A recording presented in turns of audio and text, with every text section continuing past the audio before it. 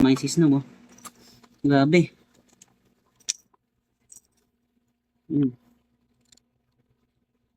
Ayan, low sodium lahat ng Mr. Bet variant. And then, no pork. Ayan. Meron silang 10 variant eh.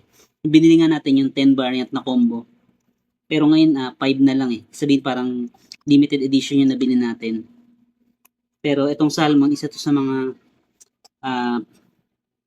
5 na regular ng Mr. Bet. Kasi isa rin sa the best nila to eh. Sa best seller nila.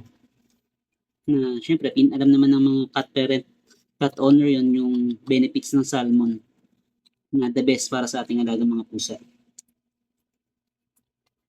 Yan, ang ganda na itsura niya. Social. Parang yung sa ano talaga. Kung nagpapakain kayo na Royal Canine o nakita nyo na yung Royal Canine, kung ano itsura. Ayan, yung Royal Canine urinary. Ayan, yung Royal Canine urinary. Ayan, ganyan yung itsura niya. Parang naka-cut siya ng parang hotdog na maliliit. Na syempre, alam naman natin yung price ng Royal Canine.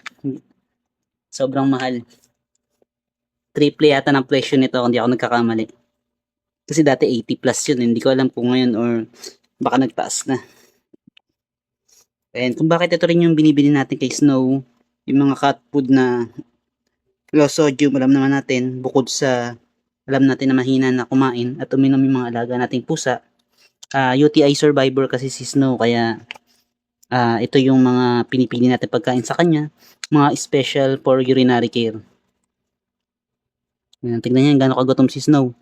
Ayan, tignan nyo. Kahit nakainom na siya ng tubig bago kumain, at first time niya lang natikman yan. Ayan, talagang simot na simot. Partida, dinagdagan din natin ng tubig to.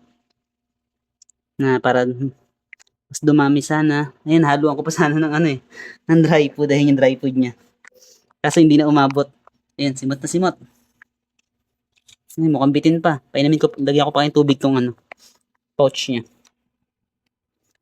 Panis kay Snow. Simot na simot. Snow, sabi mo?